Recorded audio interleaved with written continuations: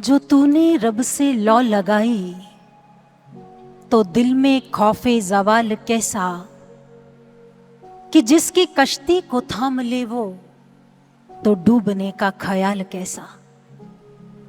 रहीम वो है, रहम भी उसका, अता भी उसकी, कर्म भी उसका। ये तेरी शोहरत, ये कामयाबी, तो इसमें तेरा कमाल कैसा। जो जीत उसके कर्म से है तो फिर हारने का मलाल कैसा। उसी के हाथों में तेरी किस्मत, उसी के हाथों में सब दवाएं। जवाब सारे उसी के हैं, फिर किसी के आगे सवाल कैसा, किसी के आगे सवाल कैसा। महाराज जी का दिव्य सानिध्य ऐसा है जिनके पास बैठकर हम पुरस्कृत भी होते हैं और परिष्कृत भी होते हैं, जिनकी उपस्थिति में तर्क तत्काल गिर जाते हैं, जो अपने स्नेही को आशंकित नहीं करते बल्कि निशंक कर देते हैं। जहां समस्याओं का उल्लेख नहीं होता, उन्मूलन होता है। ऐसे हैं हमारे गुरुदेव सर्व श्री आशुतोष महाराज जी और उनका पावन सानिध्य। आइए आज उन्हीं के चरणों में बैठकर शिष्य हो जाने का सूत्र सीखते हैं। मुझे याद है एक बार महाराज जी ने पूछा, गुरु पूर्णिमा कब होती है? तो शिष्य ने कहा, महाराज जी जुलाई में। गुरुदेव ने बड़ी गंभीरता से कहा, कब तक? कब तक केवल बाहरी रूप में ही मनाते रहोगे? एक बार छलांग लगाओ बाहर से भीतर की, भ्रम से ब्रह्म की, विपदाओं से दुखों से आनंद की। महाराज जी एक क्षण के लिए रुके और बोले, गुरु पूर्णिमा में तो सब कुछ पूर्ण होता है ना। गुरु पूर्ण, उसका लक्ष्य पूर्ण, चंद्रमा पूर्ण, तो शिष्य अपूर्ण क्यों?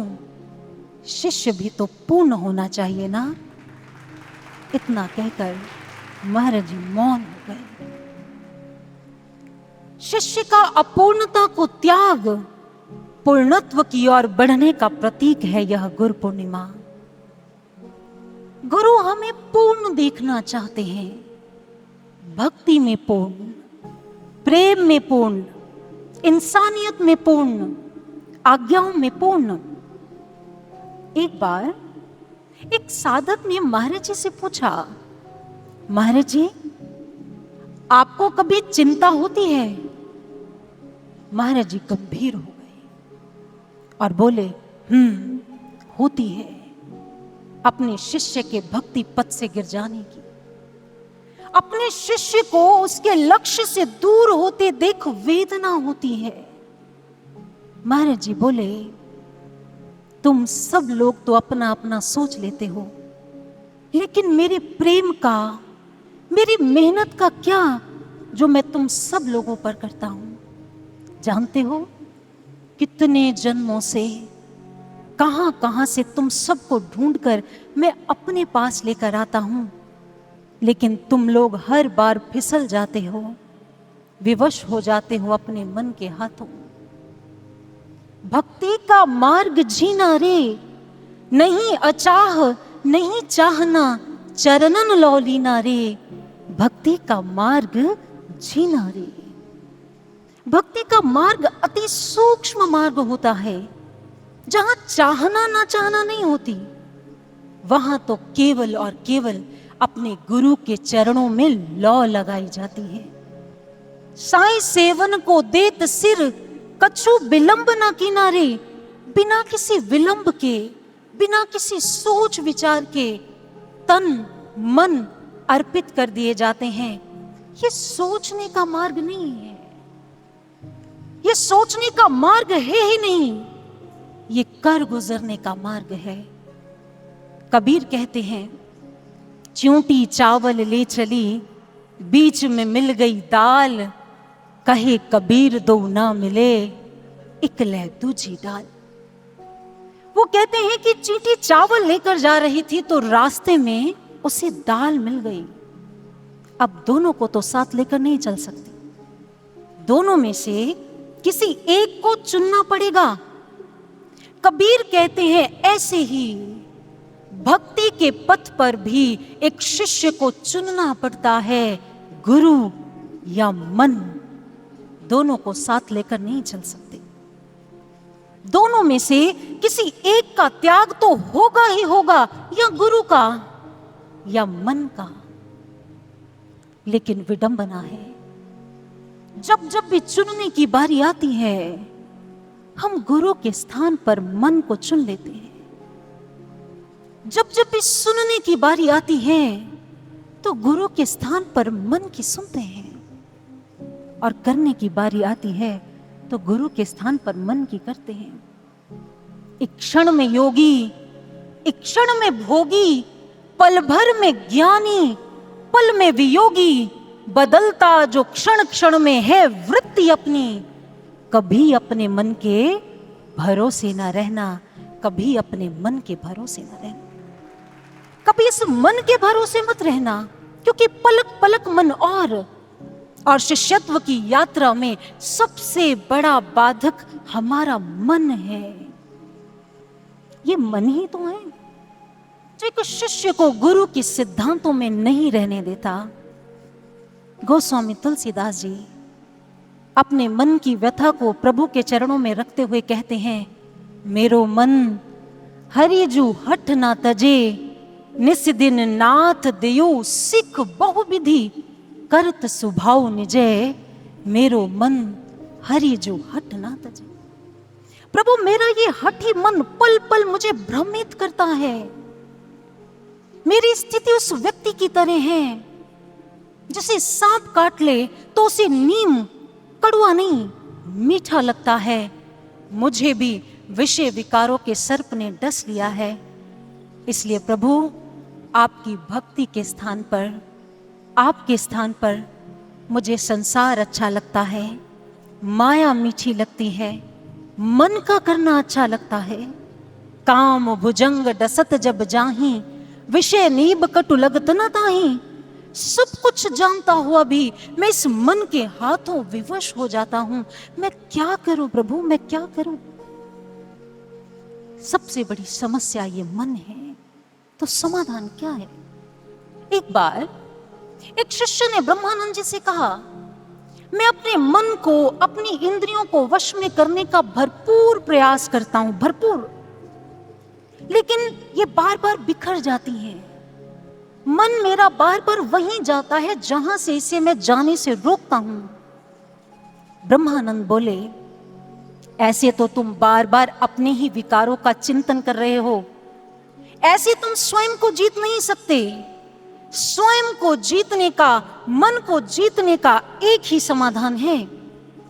मेरे गुरुदेव रामकृष्ण परमहंस कहा करते थे कि जब तुम दक्षिण की ओर चलना शुरू कर देते हो ना, जब तुम दक्षिण की ओर बढ़ना शुरू कर देते हो तो पूर्व से अपने आप ही दूर होते चले जाते हो। पूर्व से दूर होने के लिए आपको मेहनत नहीं करनी पड़ती।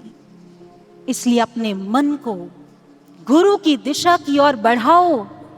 यदि तुम अपने मन को गुरु के चिंतन में, गुरु के ध्यान में, एकाग्रता में, उनके आदर्शों में लगा दोगे तो इस मन से, विषय विकारों से दूरी अपने आप बनती चली जाएगी, अपने आप बनती चली जाएगी। माया दीपक नर पतंग भ्रमी भ्रमी इवे पड़ंत, कहे कबीर गुरु ज्ञान ते एक आध उभरंत।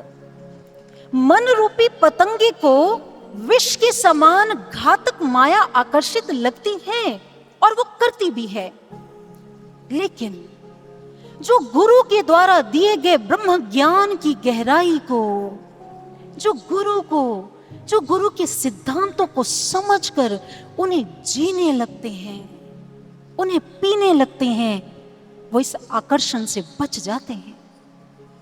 लेकिन कबीर कहते हैं ऐसा करने का साहस सभी नहीं जुटा पाते। एक आध उभरंत, क्यों?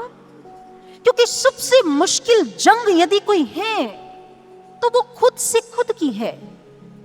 एक शिष्य ने मदर मीरा से कहा, बहुत कठिन है मन से रोज रोज लड़ना, रोज लड़ाई करनी, रोज संघर्ष करना, मन के साथ साधना करना नहीं होता, बहुत कठिन कार्य है ये। मदर मीरा ने बड़े प्रेम से अपने शिष्य को समझाते हुए कहा, तो दिन रात अपने विकारों से लड़ना भी तो आसान नहीं है। यदि तुम अपने मन को बांधकर साधना अभ्यास में नहीं लगाओगे तो कभी काम वासना से, कभी क्रोध से, कभी ईर्ष्या द्वेष से, कितने नकारात्मक विचारों से जूझते रहोगे क्षण प्रति क्षण, आजीवन, जन्मों जन्म। इसके मुकाबले तो अपने मन को तृतीय नेत्र पर एकाग्र करना तो बड़ा छोटा सा संघर्ष है। इसलिए साधना में बैठकर प्रतिदिन ये संघर्ष जरूर किया करो। साधना मन के विकारों से सतत संघर्ष है और इसी संघर्ष के बाद ही तो उत्कर्ष है।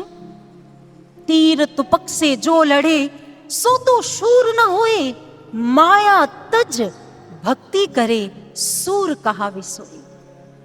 मुझे याद आ रहे हैं महाराज जी के वो गरजते, वो गंभीर शब्द कि जब भी कोई नकारात्मक विचार, विकार तुम्हारे मन को विचलित कर साधना से, मुझसे दूर करने का प्रयास करे तो उसे एक ही वाक्य से ध्वस्त कर देना कि मेरा लक्ष्य बहुत ऊंचा है, मेरे गुरु ने मेरा चुनाव किया है, इसलिए मैं इस निम्न कोटि का भोगी जीवन जीने के लिए नहीं बना, मैं विराट मिशन के लिए जन्मा हूं, मैं विराट मिशन के लिए जन्मा हूं।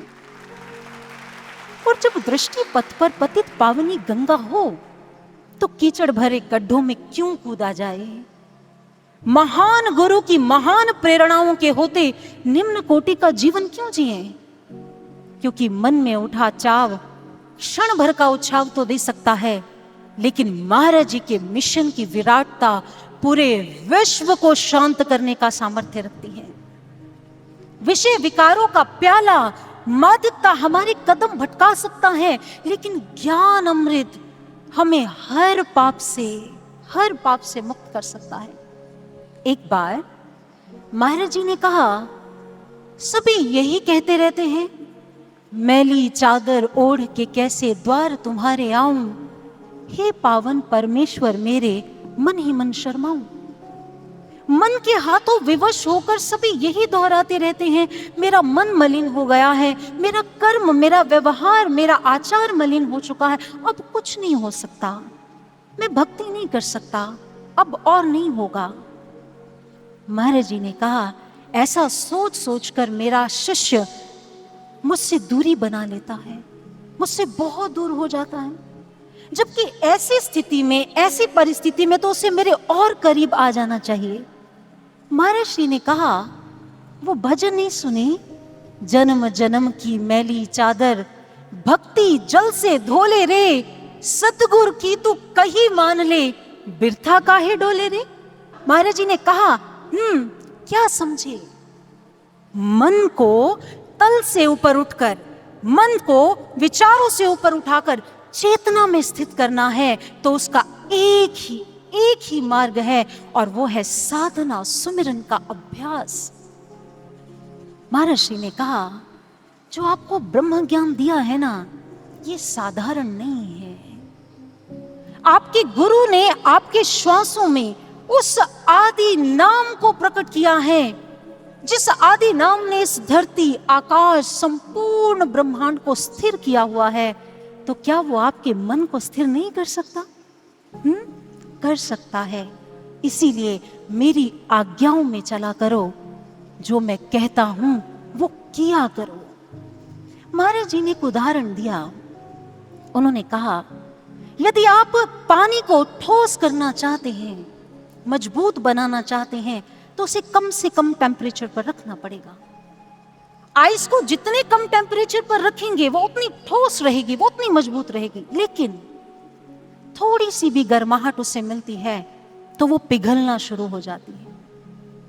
महर्षि कहते हैं, ठीक इसी प्रकार से यदि तुम स्वयं को, अपने मन को थोड़ी सी भी गर्माहट दोगे ना, विकारों का माहौल दोगे तो मन विचलित होगा ही होगा। लेकिन यदि अपने मन को साधना का, मेरे आदर्शों का, मेरे सिद्धांतों का माहौल दोगे तो इस भक्ति पथ से कोई विचार, कोई विकार, कोई संस्कार तुम्हें विचलित कर ही नहीं सकता। ये मेरे गुरुदेव का उद्घोष है, ये मेरे गुरुदेव के वचन हैं। स्वामी रामकृष्ण परमहंस एक बात कहा करते हैं। उन्होंने कहा, यदि एक मछुआरा मछली पकड़ना चाहे और वो इस सोच को लेकर सारा दिन किनारे पर बैठा रहे, सागर के किनारे पर, तो उसे उपलब्धि नहीं होगी। उपलब्धि के लिए उसे पहले वैसी व्यवस्था बनानी पड़ेगी। ऐसे ही अपने मन को बदलने के लिए स्वामी रामकृष्ण परमहंस कहते हैं, व्यवस्था बनाओ। शिष्य ने महर्षि अरविंद से पूछा, यदि एक साधक साधना करना चाहता है, गुरु के सिद्धांतों पर खरा उतरना चाहता है, तो उसे कैसा साहित्य पढ़ना चाहिए? क्या उसकी कोई भूमिका है? महर्षि अरविंद ने कहा, जो कहानियां, जो विचार, जो बातें आपके मन को भटका दें, आप में भोग वृत्ति को जन्म दें, संसार के प्रति आपका आकर्षण बढ़ाएं, वैसा साहित्य नहीं पढ़ना चाहिए। वही पढ़ो, वही सुनो, वही देखो जो तुम्हारे अंदर ईश्वर की ओर बढ़ने की प्रेरणा पैदा करे, जो तुम्हारे अंदर लक्ष्य को पूर्ण करने का उत्साह भर दे। और स्वामी योगानंद जी अपने गुरु का हो जाने के लिए शपथ लेते हैं कि मेरे प्रेम की तेजोमय दृष्टि कभी भी अपने गुरु के विचार के क्षितिज से नीचे नहीं उतरेगी। मैं कभी भी अपने नेत्रों की ऊर्ध्व दृष्टि को अपने गुरु के सिवाय अन्य किसी वस्तु पर नहीं डालूंगा, किसी पर नहीं। मैं अपने जीवन में ऐसा कोई कार्य नहीं करूंगा जो मुझे मेरे गुरु का स्मरण ना दिलवाए। क्या ऐसी सोच, ऐसा माहौल हम स्वयं को दे पा रहे हैं? पूछना पड़ेगा स्वयं से, क्योंकि वो कहते हैं, अगर ईश्वर स्वरूप गुरु में आप एकाकार नहीं हो पा रहे हैं ना, तो याद रखें आप ध्यान में पर्याप्त प्रयास नहीं कर रहे हैं। यदि एक दो गोता लगाने के पश्चात आपको मोती नहीं मिलते, तो सागर को दोष मत दीजिए। योगानंद परमहंस कहते हैं, अपनी गोताखोरी को दोष दीजिए, जिसके कारण आप गहरे नहीं उतर पाए। और जो साधना की गहराई में गहरे उतरते चले जाएंगे, वो गुरु तत्व की उपस्थिति के मोती अवश्य पाएंगे। वैद कहे रोगी करे, मुक्ति रोग से पाए, जो रोगी मन की करे, व्याधि और बढ़ जाए, व्याधि और बढ़ जाए। अगर हम सच में चाहते हैं ना, कहने की बात नहीं मैं कर रही, कहते तो सभी हैं। सच में यदि हम चाहते हैं अपने मन, विचार, विकार, संस्कार की हर समस्या का समाधान, तो गुरु की आज्ञाओं का अनुसरण करें, मन का नहीं। क्योंकि गुरु आज्ञा एक ऐसा सुरक्षा कवच हुआ करती है जिसे भेदने का सामर्थ्य किसी में भी नहीं है, किसी में भी। गुरु भक्ति अति कठिन है, ज्यों खांडे की धार, आड़ा तिरछा कट मरे, सीधा चले सो पार। गुरु भक्ति जो है वो तलवार की धार पर चलना है, कठिन है। लेकिन जो सीधे चलते हैं, सीधे माने जो गुरु की आज्ञाओं में, गुरु के सिद्धांतों में जरा से भी मिलावट नहीं करते, वही पार होते हैं। बाकी सब डूब जाते हैं, सब डूब जाते हैं। इसलिए याद रखें, गुरु आज्ञा के पालन में मिलने वाला नरक, गुरु आज्ञा की अवहेलना में मिलने वाले पृथ्वी के राज्य से कहीं अधिक कल्याणकारी होता है। गुरु आज्ञा की अवहेलना में मिलने वाले 56 भोग से कहीं अधिक है गुरु की आज्ञा का पालन करते हुए भूखे रहना। इसलिए आए, महाराज जी के सानिध्य का पूर्ण लाभ लें, महाराज जी के अनुशासन में रहकर अपने व्यक्तित्व का विकास कर अपनी चेतना को ईश्वर की ऊंचाइयों तक ले जाएं। यही यही महाराज जी के सानिध्य का पूर्ण लाभ होगा। गुरु तो हमें मृणमय से चिन्मय बनाने के लिए आतुर रहते हैं। इसलिए जहां जहां भी हमने शिष्यत्व की मर्यादाओं का अतिक्रमण किया है, वहां वहां फिर से मर्यादा की एक रेखा खींचें। यही गुरु पूर्णिमा पर हम सब की ओर से गुरु महाराज जी को सबसे बड़ी भेंट होगी। और अंत में मैं यही कहना चाहूंगी, रूखा सूखा गम का टुकड़ा, चिकना और सलोना क्या रे, पाया है तो देले प्यारे, पाए पाए फिर रोना क्या रे, जिन आंखन में नींद घनेरी, तकिया और बिछोना क्या रे, कहे कबीर सुनो भई साधो, शीश दिया फिर रोना क्या रे, शीश दिया फिर रोना क्या रे। यदि भक्ति के पथ पर डग रख ही दिया है तो रोना कैसा, अब तो चलना ही चलना है, गुरु के सिद्धांतों में उतरना ही उतरना है, अब तो बनना ही बनना है और गुरु के लिए मिट जाना है।